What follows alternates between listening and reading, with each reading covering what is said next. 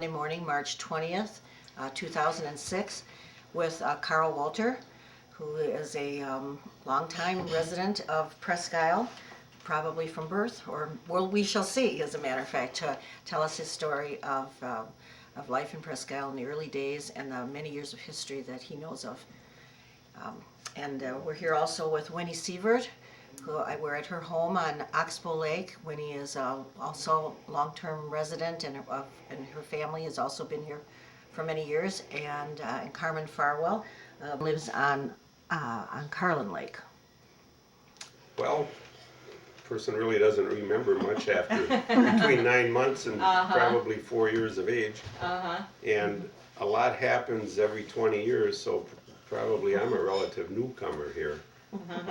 You start going back 20 years from 1945 and things were happening, and go back another 10 or 15 years from that when there was a lot of activity in Presque Isle, and it was then known as Weininger, and previously to that it was Fosterville. So it was 1945 when you came here? Correct. Or when you were first here. Where did you live then with your folks? About 4 miles from Presque Isle to the east on a small lake called Rudolph Lake. Okay. My dad had a home built there, and I know that he did a lot of the work himself, but he had local craftsmen do some of the work. How did your mom and dad make a living here in those years? My dad owned a machine shop in Milwaukee, and so after they moved up, he would commute to Milwaukee to run the machine shop, oversee it, you might say. There was somebody that he had in charge down there. So he never really had to make a living up there. He was still had his living correct. from. He didn't make a living up here. Okay, but your mom and dad had acquired good-sized pieces of property in those years. My dad loved to hunt, and I believe that he came to Mercer first, and he inquired about bigger pieces of property, and there were some local people from Presque Isle that guided him over there, and they said, we know where there's land, and showed him the land. And so he did buy some of it from Brooks and Ross Lumber Company, and I believe he acquired other pieces to block out his property, and it was then bordered by the Michigan line, Highway B, the East Bay Road, and there was another large piece of land to the east. So he was a forward thinker, then he must have been. I mean, he was a visionary that land was going to be valuable. Well, I don't mean valuable in money, but that it was worth. It was valuable to him because he liked the land and he liked to hunt and fish somewhat too, I guess. I think that generation felt good about owning land. My dad felt the same way, and he purchased land from the school board, and it always made me wonder how the school board acquired land, or so much land. Yeah, schools don't own much of anything now. I believe there was a section in each township that was set aside for schools, and the school owned it. That's interesting. And that caused income for the school when they logged it and whatnot. Okay. Yeah, I think in the early days the legislature did that in these developing areas to enable the schools' finances to come from that land. And you do still see in the plat books nowadays school land on some of them. Do you have pictures from those early days, or had that land all been logged, do you think, when he purchased it? I believe so. I think this was all virgin pine up here at one time, and the pines were logged off, and it's quite interesting to walk the property and see the old railroad grades, narrow gauge, that a lot of them come down off of steep hills, but you have to remember that they were hauling their heavy loads into Weininger, so they didn't need to have level grades. They could even get back up in there by, slight grades. But now it's turned into predominant maple, popple, and white birch. And that would have grown up then since that log. Yes. So it's quite birch. What do you remember? Do you remember when you were a boy what it looked like? I know that's hard when you're a kid. Some of it, we did, like in our yard, we planted pine trees. I remember that as being just barren at the time. And now the pine trees are, oh, probably 15 inches on the stump. Uh-huh. So your mother stayed up here all year round and your father commuted back and forth to his business? Is Yes, that it? And did you have brothers and sisters also? I have two sisters that are older. Anna Marie is the oldest one, and Lorelei is the one in between. My oldest sister tells of riding the school bus down the Crab Lake Road, and they would stop at a lumber camp, and the camp cook would give them all cookies. Well, Have so- either of them ever lived here? Did they have any, or did they leave as they? They've left, yes. So you went to your whole school years in Presque Isle area? Yes, 8 grades of grade school, and then I went to Marinesco for high school. So the grammar school was in Presque Isle for all 8 grades? Yes, And then the only high school was in Michigan, then you had to go to Michigan Correct. for Marinesco.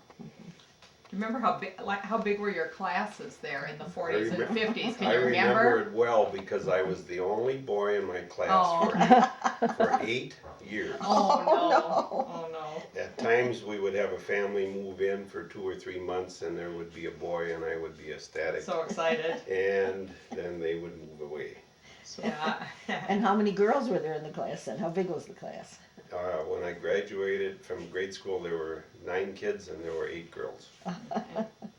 Who was your teacher? Oh, at that time, for the 8th grade, it was a man named Floyd Gabert who took over for the teacher who had passed on. And he had been a high school teacher, but since he had a home on Lynx Lake, they hired him to finish out the year. And he was a real disciplinarian. He was a good teacher, but strict. Yeah. Did Gladys Hill ever teach one of your classes? You know, I can't even remember. I really believe that she just taught my sisters. Oh, There were always 2 teachers in school, and at some point she did teach in Boulder Junction, so I think she was really gone. We kid a lot about it, and but I can't remember her being my teacher. Where My was the sister's teachers. Where was the school located then? Right up where the Heritage Society building is. Okay. And do you remember when maybe the rest of you know this too, when that elementary school closed, and because that was when North Lakewood was started? Early 70s, because I have 2 stepchildren that went to North Lakeland in 1971. I believe it was opened in 70. So that was a long time to have that school here. Well, there was a new school. No, it was just, gee, how long ago would that be? Not more than maybe 10 years ago that the school was taken down. So you When we think I built would the remember new- that? When we built the new community building. Okay. What do you remember doing when you were a kid? I mean, like. Boys, I remember doing was working. I think all generations work harder than the next one that comes along, but I remember, you know, a lot of work around the house. And outside, I would help my dad. There came a time then when your dad moved up here also, full-time, Yes. pretty much? Well, he probably commuted once a month down to Milwaukee. Okay. And my dad served as town chairman for 12 years, and he was on the county board those same years, About what years would have those been? Can you ask? 1948 to 1961. Okay. And so you said he was town chairman, and he was also on the County board, at that time, any town chairman would also be on the county board. Which What- was a good way to represent the town. Sure. Do you remember what he talked about that he was proud about during those years, or what sorts of things they were working on in the town there from? Well, the one thing that stands out in this township was that he was the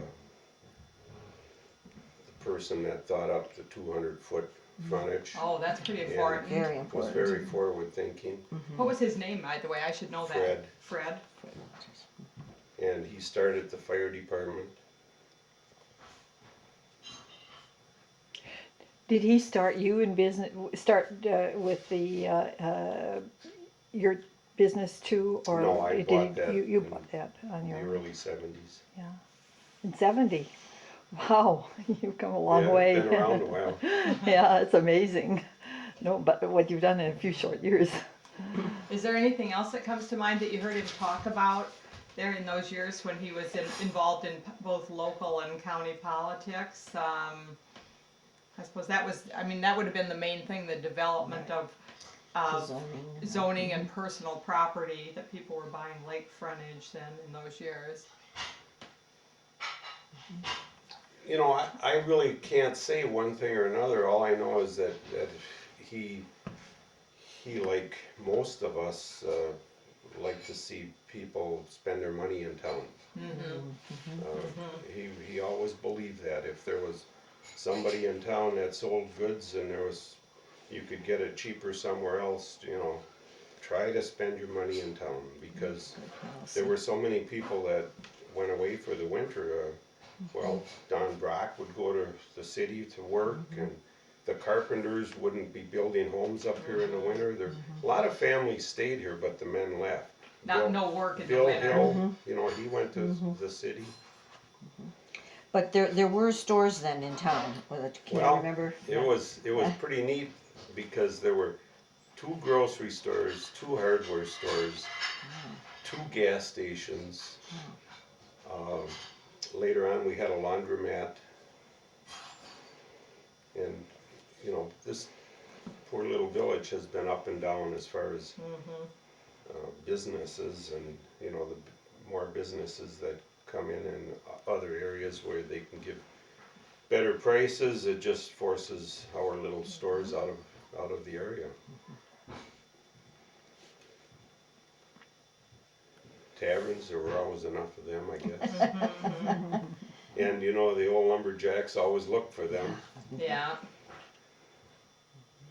We had one old lumberjack that had a cottage, well, a log shack on the edge of our land by the Michigan line. His name was State Line Charlie. His real name was Charles Zoppoulos, and I believe it was Greek. Zoppoulos. Zopples. We'd see him hiking into town with his backpack and collect his Social Security check and get his groceries and hike home again. Would someone like that have been an old lumberman or something, do you think? Yes, yes. Or were there other guys like that who, you know, when the lumber industry moved out, just kind of stayed? Hung around, they were too Yeah. old to, Do you remember the Rutherford family at all? yes. Was he a lumberjack? I think there were a couple families, Henry Rutherford. Henry Rutherford. He drilled wells, as far, that But before was that? his occupation as far as I knew. I don't know what he did before that. So you did a lot of walking in those days. Did you walk into town, for example? Or No, that sort of thing? no. No, you were. You know, I had one bicycle as a kid, and very rarely would I bike into town. My parents didn't want me to, because